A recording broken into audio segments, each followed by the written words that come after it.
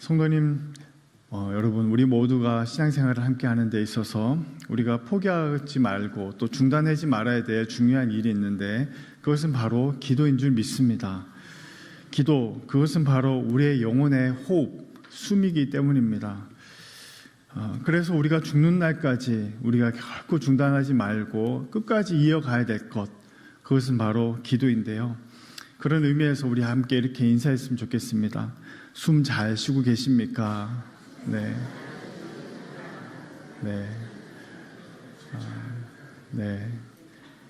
기도의 이 호흡을 멈추지 않고 하나님이 원하시고 기뻐하시는 우리의 이 삶을 끝까지 살아내는 우리 모두가 될 수 있기를 소망합니다.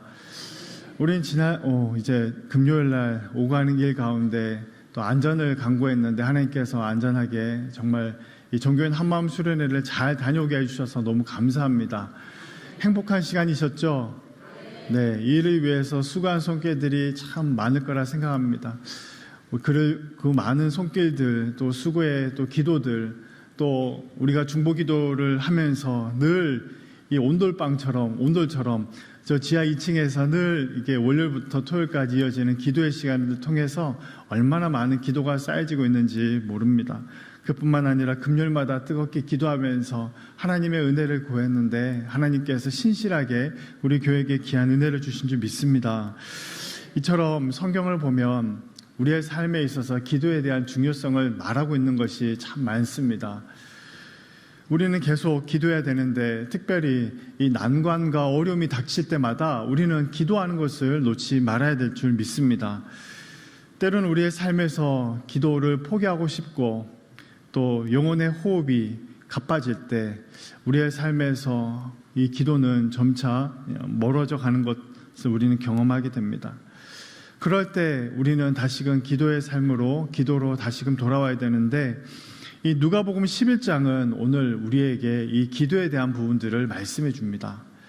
우리가 살다가 기도에 대한 부분들, 예수님의 말씀을 어떻게 좀 들을 수 있을까 하면 이 누가복음 11장을 보시면 좋습니다. 누가복음 11장에는 이 기도에 대한 부분들을 많이 다루고 있는데요.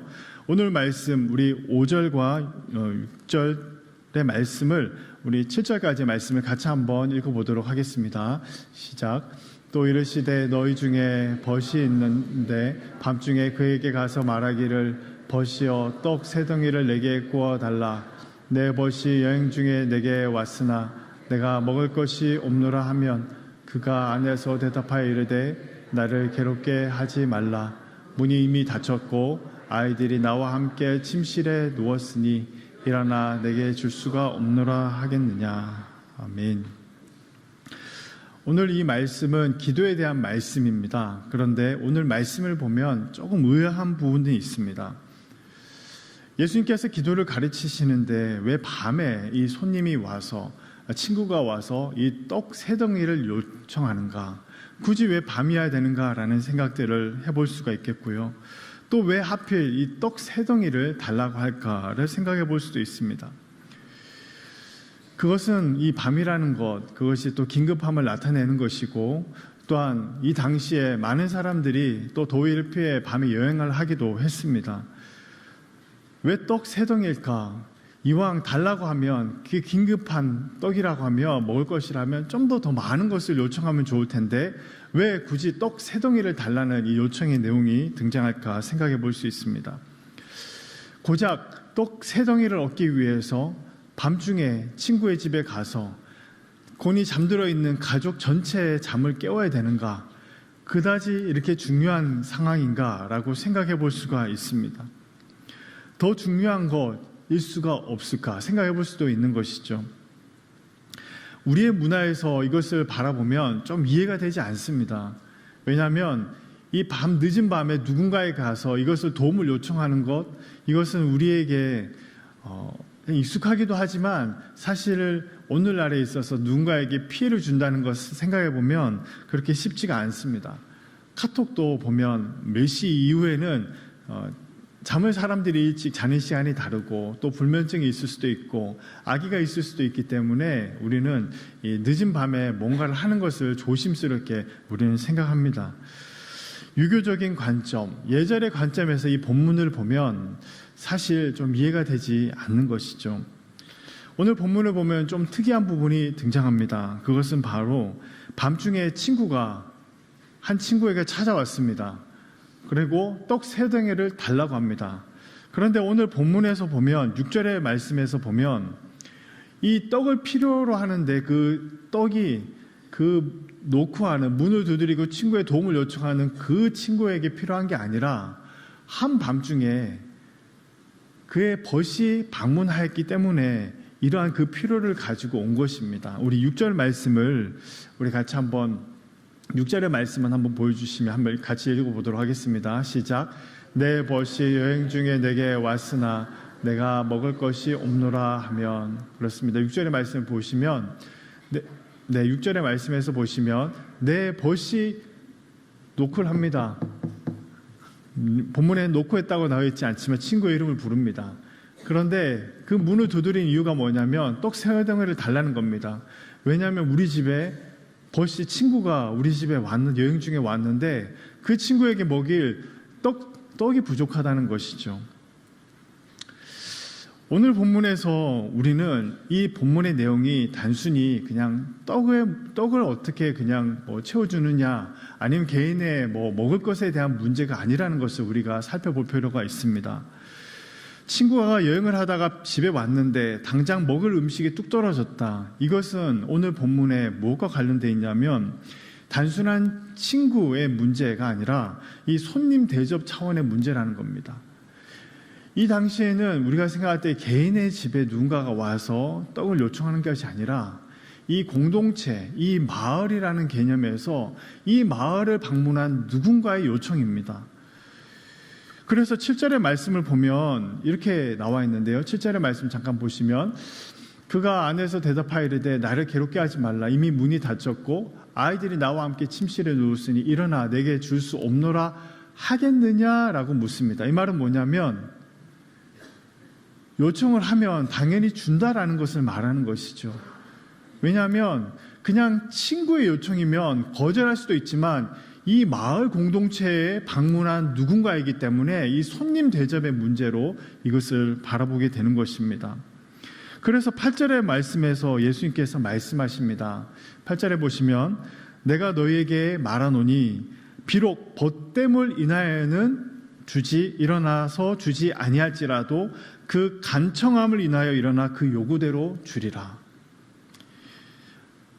벗됨으로 인하여와 간청함으로 인하여가 이게 나눠져 있습니다. 벗이라는 친구, 그 친구가 단순히 와서 요청한 문제라면 귀찮기도 하고 들어주지 않을 수도 있는데 그 간청함을 인하여 그 요구대로 주리라라고 합니다. 이것은 바로 이 이스라엘의 이 마을 전체에 방문한 누군가에 대한 이 손님의 대접에 대한 문제입니다. 바로 공동체의 문제라는 것이죠. 이스라엘 공동체에게 있어서 손님 대접은 중요한 문제였습니다. 우리의 서울남교회가 우리가 성도님들께서 잘 아실 것입니다. 우리 노회 안에서 우리 서울남교회는 음식이 맛있는 곳으로 아주 유명한 교회입니다. 알고 계신가요? 네. 국수만 하더라도 맛있는데 음식이 굉장히 맛있어서 소문이 다 나 있습니다. 그런데 손님이 왔는데 음식을 제대로 대접하지 못하면 얼마나 불명예스럽고 위에서부터 내려왔던 우리 교회의 전통과 그것이 있는데 그러지 못할 때 굉장히 마음을 졸이게 됩니다. 이스라엘 공동체에도 그랬습니다. 외부에서 손님이 왔는데 이 손님 대접을 잘 못한다는 것은 이스라엘 이 공동체에 있어서는 크나큰 문제와 어려움이었습니다. 성경은 나그네 손님을 다 잘 대접할 것에 대해서 거듭거듭 말씀해 오셨기 때문입니다. 창세기 18장에서 아브라함이 새 손님을 대접합니다. 신명기 10장과 출애굽기 22장에서는 나그네를 너무나 잘 대접해라고 말합니다. 어느 정도냐면 신명기 10장의 19절은 너희는 나그네를 사랑해라 라고 말할 정도입니다. 그냥 나그네를 그냥 떡과 먹을 것을 주는 것도 중요하고 한데 나그네를 사랑하라고 하는 굉장히 이 급진적인, 굉장히 우리가 생각하는 것 그 이상의 말씀이 담겨 있습니다. 그러므로 단순히 친구가 와서 놓고야 떡 달라고 하면은 그렇지 않을 수도 있는데 이 마을에 손님이 온 것입니다. 오늘 이 말씀에서 성경은 이 나그네를 대접하는 것에 대한 중요성을 우리에게 말씀합니다. 이 나그네를 대접하는 것이 중요한 이유는 무엇일까요?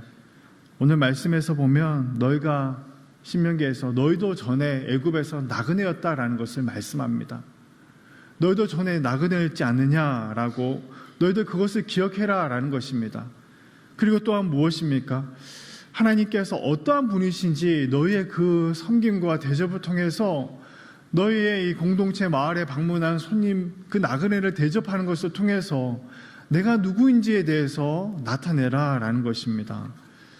그러므로 오늘 말씀의 취지는 밤에 떡 3덩어리를 요청하는 벗에게 문을 기꺼이 열어주고 그가 필요로 하는 것을 어떻게 하라고요? 그것을 공급하라라는 말씀입니다. 그런데 우리가 다시 이 말씀으로 돌아오면 이것이 왜 기도와 관련이 있을까라는 질문입니다. 그냥 손님을 잘 대접해라 라는 것으로 받아들일 수 있는데 이것이 왜 예수님이 기도를 가르치시면서 이것을 말씀하셨을까? 오늘 본문에 보면 이 간청함이라는 단어가 등장합니다. 여기에서 이 간청함이라고 하는 이 단어의 의미는 부끄러움이 없음, 뻔뻔스러움을 말합니다. 부끄러움이 없음, 그 뻔뻔스러움을 인하여 그것을 들어주지 않겠느냐라는 말씀입니다. 이 말을 생각해 보면 우리가 하나님 앞에 나아갈 때는 뻔뻔스러워야 되는구나 라고 생각할 수 있을 것입니다. 그런데 이것을 좀 더 우리가 더 이렇게 살펴보기 위해서 우리는 이 유대인들에게 있어서 이 후츠파라는 단어에 대해서 한번 생각해 볼 필요가 있습니다. 후츠파 하니까 향신료 뭐가 생각나시죠? 후추가 생각나시죠? 근데 이 후츠파입니다. 후츠파의 뜻은 이런 의미를 가집니다. 부정적인 의미와 긍정적인 의미를 가진데요. 부정적인 의미는 뻔뻔함, 당돌함, 무례함을 말합니다. 그러니까 예수님께서 기도를 가르치실 때 너희들 하나님 앞에 나아가서 필요한 것이 있을 때 이토록 뻔뻔하게, 당돌하게 기도해라 라고 받아들일 수도 있겠습니다. 그리고 두 번째 의미는 담대함, 저돌성, 도전, 용기를 말하는 것입니다. 한 재밌는 예화가 있는데요.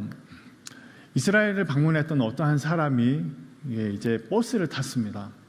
근데 버스를 탔는데 그 관광객이 너무나 신기해하면서 버스를 탔는데 어떤 그 버스에 어떤 여성분이 버스를 타신 것입니다.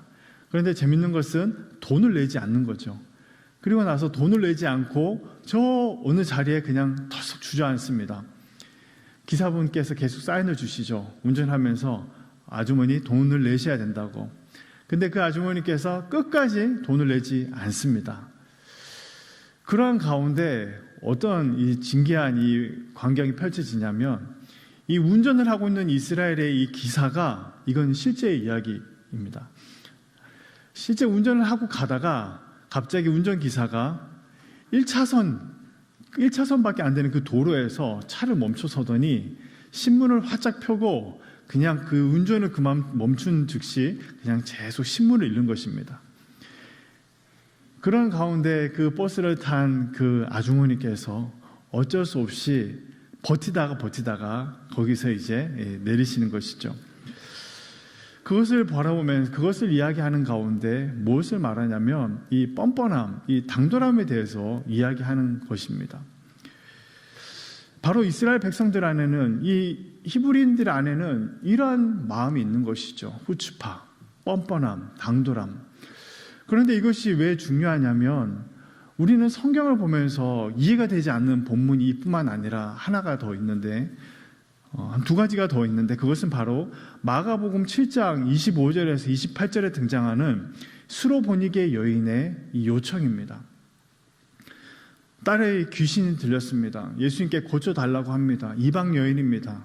예수님께서 뭐라고 말씀하시냐면 자녀에게 먼저 배불리 먹이고 자녀의 떡을 취하여 개들에게 던짐이 마땅하지 않냐라고 하면서 그 수로보니게 여인의 절박한 상황에 대해서 예수님께서 말씀하십니다. 이것을 들으면 굉장히 자존심이 상하고 이것에 대해서 우리는 붕괴할 수가 있습니다. 내 딸이 지금 귀신에 들려 죽어가는데 예수님 앞에 와서 이것을 요청했는데, 도와달라고 요청했는데 예수님께서 이것을 이렇게 잔인하게 무지막지하게 나를 무시하면서 내 아이에 대해서 이렇게 무관심할 수 있을까? 그런데 그 여인은 어떤 반응을 합니까? 28절에 보면 우리 같이 한번 읽어볼까요? 여자가 대답하여 이르되 주여 올소이다 마는 상 아래 개들도 아이들이 먹던 부스러기를 먹나이다. 아멘. 이 여인을 우리의 유교적인 관점, 그냥 예의의 관점에서 보면 이 여인은 정말 자존심도 없고 예수님은 너무나 예의도 모르시는 분으로 생각할 수가 있습니다.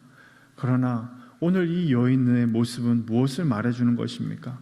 바로 당돌함, 그리고 뻔뻔하기도 하고, 그리고 이방 여인이기 때문에 뻔뻔하기도 하고, 그러나 절박하고 예수님 앞에 와서 도전하고 용기를 가지고 사람들 앞에서 그것을 요청하는 모습이 오늘 본문에 나와 있습니다. 누가복음 18장에는 이런 사람이 있죠. 한 과부가 있습니다. 원수 갚음의 문제로 재판장 앞에 옵니다. 그런데 그 재판장은 하나님을 두려워하지도 않고 사람을 무시하는 재판장입니다. 그런데 어떻게 합니까? 그가 끊임없이 요청을 합니다. 이 과부가 나를 번거롭게 하니 내가 그 원한을 풀어주리라 라고 하는 것이죠. 오늘 이 말씀을 통해서 우리가 볼 수 있는 것은 바로 무엇이냐면, 굉장히 뻔뻔하지만, 굉장히 무례할 수 있지만, 그러나 믿음의 용기를 잊지 않고 하나님 앞으로 나와 기도하는 이 절박한 모습이 오늘 이 본문 안에 다 공통적으로 등장하고 있는 것입니다. 바로 이스라엘 백성들 안에는 이처럼 뻔뻔스러워 보이지만, 무례해 보이지만 그것을 절박한 마음을 가지고 요청하는 이러한 태도가 그들 안에 있는 것입니다.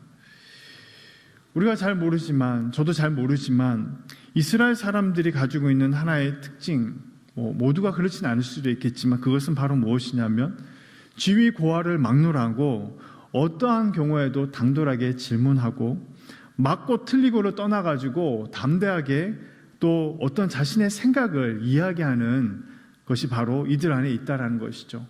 그래서 우리가 생각하는 것 이상으로 이스라엘에는 얼마나 많은 이 벤처 기업들이 존재하는지 모릅니다.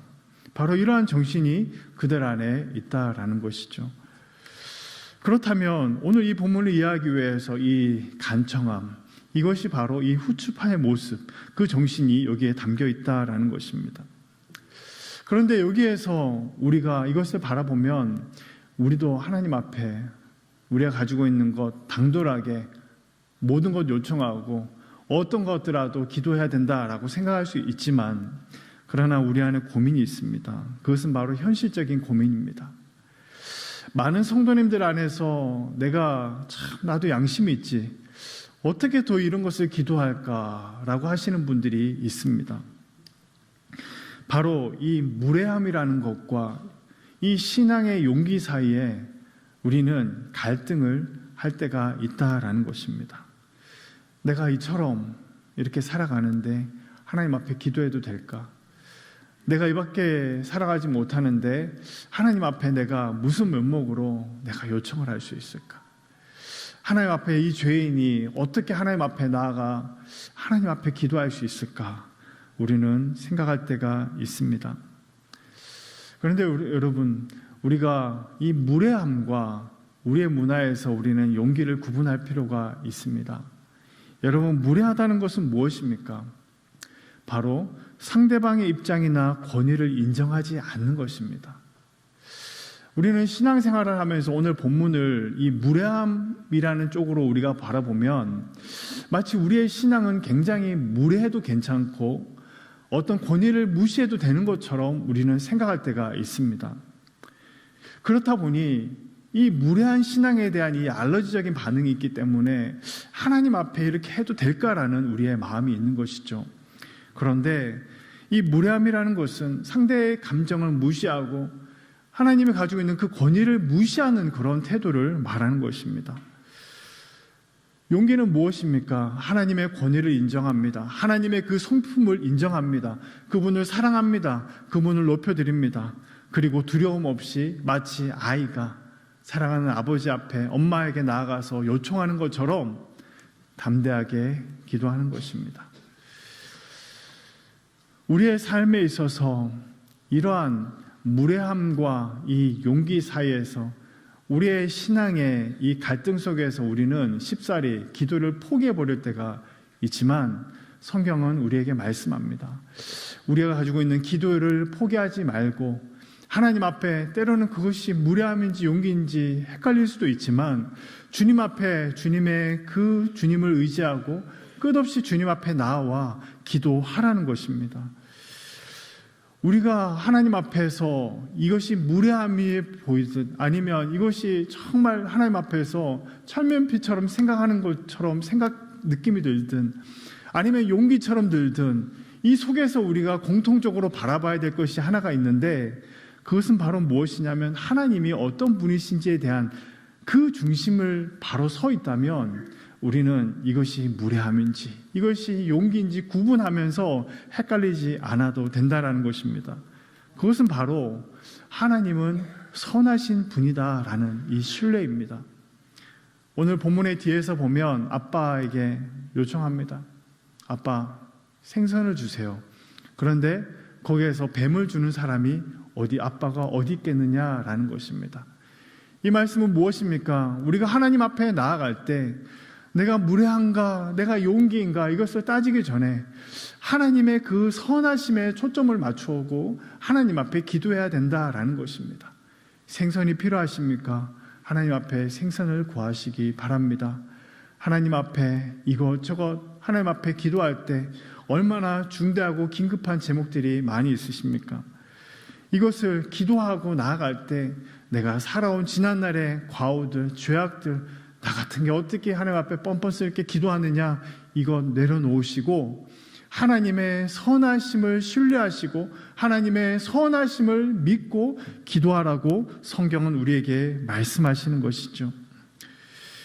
기도하면서 주저하게 되는 이유 너무나 많지만 뻔뻔스럽다고 느끼십니까? 포기하지 마시기 바랍니다. 내가 지금까지 어떻게 살아왔는데 누군가에게 정죄가 두려우십니까? 기도하는 자리에 나가는 것을 두려워하지 마시기를 바랍니다. 하나님께서 우리를 찾으시고 하나님께서 우리의 아버지가 되신다면 우리는 얼마든지 하나님의 그 선하심을 바라보며 기도할 수가 있는 것이죠. 우리는 오늘 이 기도에 이 후추발을 적용하여서 우리는 오늘 이 기도의 삶을 돌아볼 필요가 있습니다. 좀 더 넓게 바라보면 우리의 기도의 삶에 있어서 너무나 형식화되어 가고 담대함을 잃어버린 그런 모습들, 때로는 이 실수와 실패 때문에 좌절한 모습들, 이것조차도 여러분 이 말씀에 따라 포기하지 말고 주님 앞에 나아가야 한다라는 것입니다. 저는 이번 주에 좀 아쉬운 소식이 있었습니다. 그것은 바로 무엇이냐면 우리 성도님 한 분 중에서 병원에 검사를 받으러 가셨습니다. 약의 개수가 많으신데 약의 개수를 좀 줄여주시도록 하나님 앞에 기도했습니다. 그런데 안타까운 소식은 병원에 갔다 오셔서 약의 수가 늘어났다라는 얘기를 들었던 것입니다. 약의 수를 줄여달라고 하나님 앞에 기도했는데 약이 늘어났다는 얘기를 듣고 마음이 너무 무거웠습니다. 하나님, 그렇죠. 그런데 이런 마음을 드는 순간에 어떤 생각이 드냐면 그래, 하나님의 이 선하심과 이 신실하심은 변함이 없지. 내가 기도를 해서 그것이 그렇게 이루어지면 또 좋겠지만 그렇지 않는 과정에서도 우리가 바라봐야 될 것은 무엇인가? 그것은 바로 하나님의 선하심이지. 하나님께서 우리의 성도님을 포기하지 아니하시고 끝까지 지키시고 보호하신다는 그 하나님의 선하심에 대한 믿음의 신뢰, 이것이 약의 개수보다 더 중요한 것이지 라는 생각을 해보았습니다. 우리의 삶의 기도의 자리 가운데 낙심한 분 계십니까? 기도를 포기하고 싶은 분들 계십니까? 우리의 삶의 기도의 자리, 우리가 많은 것을 기도하지 못한다 하더라도 이 본문에 나와 있는 것처럼 이 후추파의 마음을 가지고 하나님 앞에 정말 강청함으로 주님 앞에 기도하며 주님과의 그 믿음의 호흡이 끊어지지 아니하는 우리 모두의 이 한 주간의 삶이 될 수 있기를 주님의 이름으로 간절히 소망합니다.